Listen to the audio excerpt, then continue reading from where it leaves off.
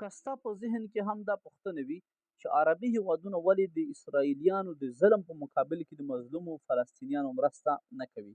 دغه ویډیو تر پایه وګوره او د دغې تاریخي پوښتنې ځواب ترلاسه کړه.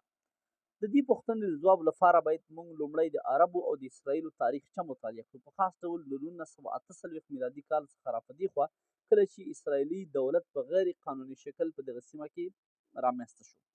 1948 میلادي کال نه را په دې خوا تر نن ورځې پورې د عربو او د اسرائیلو ترمنځ 4 لویې جګړې شوي، چې دغه ټولې جګړې د فلسطین د خاورې پر سر شوي او د ټولو جګړو هدف دا و چې اسرائیل کمزوري او له دغه سیمې څخه ختم کړی شي. خو ولې متاسفانه عربان په دې نه بریالي نه شول چې په 4 جګړو کې اسرائیل ختم کړي، بلکې اسرائیل پکې لا پیاوړی شول. لومړۍ جګړه د عربو او د اسرائیلو په 1948 میلادي کال کې وشوه. په دې کې 8 عربي هیوادونه چې په هغې کې مصر، اردن، لبنان، سوریه، عراق، سعودي عربستان، یمن، عمان او د سودان هیوادونه شامل وو. دوی په اسرائیلو باندې حمله وکړه، خو دا چې د اسرائیلو سره د اروپایانو مرستې وشوې او اسرائیلو ځان منظم کړ، نو عربو نشو کولی چې اسرائیل ختم کړي یا یې له منځه ویسي یا کوم لوی مشکل ورته ایجاد کړي، بلکې دغه جګړې په نتیجه کې اسرائیلو نورو سیمې هم ترلاسه کړلې. له دې څخه وروسته په 1956 میلادي کال کې د عربو اسرائیلو دوهمه جګړه شوې ده. هره جګړه ډېر لوی تاریخ لري او که چیرې تاسې پکې دلچسپي لرئ کولی شئ مطالعه وکړئ او په آینده کې د همدغو جګړو په اړوند ویډیوګانې انشاءالله اپلوډ کوو. د عربو اسرائیلو لومړۍ جګړه، دوهمه، درېیمه او څلورمه. د عربو او د اسرائیلو درېیمه جګړه چې د تیرو 2 جګړو په نسبت ډېره زیاته سخته جګړه وه، په 1968 میلادي کال کې پیښه شوه. دې ته په تاریخ کې ویل کېږي 6 day war، 6 ورځنۍ جګړه، چې د 1968 میلادي کال د جون د میاشتې 15 نیټې څخه د جون د میاشتې تر 10 نیټې پورې روانه وه. دغه جګړه کې مصر د اسرائیلو تر ټولو سخت رقیب یا سخت مقابله کوونکی هیواد و. نور ورسره اردن، لبنان، عراق، غیر مستقیم سعودي عربستان، هم عمان هم په دغه جګړه کې ورسره شامل وو. دغه شپږ ورځنۍ جګړه کې اسرائیلو د امریکا په مرسته باندې بیا هم عربي ځواکونه پر شا وتمبول، او نه یوازې دا چې عربي هیوادونه یې پر شا وتمبول، بلکې د مصر یوه لویه صحرا چې صحرا سینا ډیزرټ یا سینا صحرا ورته ویل کېږي او پرته د اسیا په خاوره کې ده او د مصر مربوط ده، دی له مصریانو څخه پکې ونیوله. همدارنګه اسرائیل خپل مساحت نور هم زیات کو او د اردن په برخه کې د ګولان هایټ په نوم باندې مهمې ستراتیژیکې نقطې هم لاسته راوړي. دا د عربو د اسرائیلو درېیمه جګړه وه. عربو درېیم ځل لپاره کوشش وکړ. دې وخت کې د مصر ولسمشر جمال عبدالناصر و چې د جګړې په پای کې ډېر ناهیلی شو، استعفا یې هم ورکوله، خو خلکو پرې نه خوښه او بیرته په خپل جمهوري ریاست باندې قایم پاتې شو. د عربو او د اسرائیلو درېیمه جګړه هغه وخت پیل شوه کله چې په سوریه کې حافظ بشیر او په مصر کې انور سادات واک ته ورسېدل. دوی د اسرائیلو څخه د خپلو ځمکو د ترلاسه کولو لپاره چې د مصر لپاره د سینا دښته او د سوریې یا د شام لپاره د ګولان هایټ نقطې وي چې ستراتیژیکې نقطې وي، د دې د ترلاسه کولو لپاره یو ځل بیا د اسرائیلو پر خلاف یو ناڅاپي سخته هوایي او زمیني جګړه پیل کړه.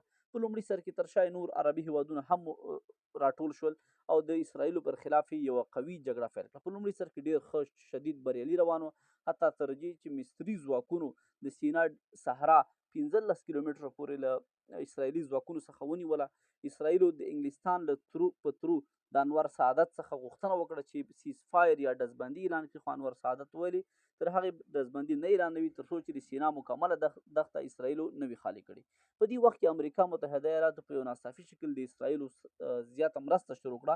البته د عربي هیوادونو سره د روسیې مرسته موجوده وه چې هغه وخت شوروي اتحاد ورته ویل کېده. د امریکا د هیواد د زیاتو نظامی مرستو په نتیجه کې اسرائیلي ځواکونه منظم شول. یو نقطې یادونه باید وکړو چې دا حمله د اکتوبر په 15مه شوې چې اسرائیلیانو ته د کیفور ورځ وایي. په دې وخت کې دوی په دې ورځ د اکتوبر په 15مه اسرائیلیان یو نوع د خپل عبارت له مخې الله جل جلاله ته ژاړي او د خپلو ګناهونو مغفرت غواړي. چې دلته یو ویلینګ وال په نوم سره یو دیوال د بیت المقدس یا یروشلم کې هم شته چې هلته اسرائیلیان راځي یا یهودان راځي او د خپلو ګناهونو مغفرت غواړي. او په 2023 کال کې چې کومه حمله د حماس لخوا وشوه دا هم په همدغه ورځ باندې وه. انور سعادت د هغه سیز فایر یا ډزبندۍ غوښتنه رد کړه چې وروسته کله د امریکا لخوا د اسرائیلو سره زیاتې نظامي مرستې شروع شوې. اسرائیل دومره ځواکمن شول چې حتی د سویس کانال څخه اوري او د قاهرې هغه مین سړک چې مصري ځواکونو ته مرستې رسولي هغه محاصره کوي. د هغې نه وروسته بیا ملګرو ملتونه، امریکا متحده ایالات، انګلستان دا رامخې کېږي. د عربو او د اسرائیلو ترمنځ یوه بله معاهده کېږي د سولې او دغه جګړه پای ته رسېږي، چې بیا وروسته په 1982 میلادي کال کې د ځینو معاهدو په اساس باندې اسرائیلیان د سینا دښته مکمل شکل باندې مصریانو ته پرېږدي او له دا صحرا څخه وځي. البته د دې جګړو دوه نتیجې ترلاسه شوې، یوه د اسرائیلو لپاره، یوه د عربو لپاره. عربان په دې نتیجه ورسېدل چې دوی نشي کولی په نظامي ډول په اسرائیلو بریالي شي، ځکه چې تر شا د امریکا په شان قوت موجود او اسرائیل په یو ډیر سخت شکل سره حمایت کول. ځکه د عربو د اسرائیلو په دریم جګړه کې کله چې امریکا د اسرائیلو مرسته شروع کړه، عربي هیوادونو په امریکا تیل بند کړ. امریکا د ډیر سختو تیلو له وجې له سختو مشکلاتو سره هم مخامخ شوه، خو بیا هم د اسرائیلو ملاتړ پرې نه خوت. عربي هیوادونه په دې قانع شول چې دوی نشي کولی چې اسرائیلیان یا اسرائیل د نظامي ډګر کې مات کړي. دوی په ډیپلوماتیک او په نورو محاذونو کې یا په شریکي جنګونو کې د اسرائیلو پر خلاف جګړو ته یا مقابلې ته اولویت ورکړ. او اسرائیل په دې پوه شول تر هغه چې دوی د عربي هیوادونو سره ښه تعلقات ونه لري یا د عربي هیوادونو سره ښه ډیپلوماتیک تعلقات جوړ نه کړي، دوی نشي کولی چې په اسرائیلو کې په آرام ژوند وکړي. دا هغه دوه نتیجې وي چې د څلورو جګړو څخه ترلاسه شوې.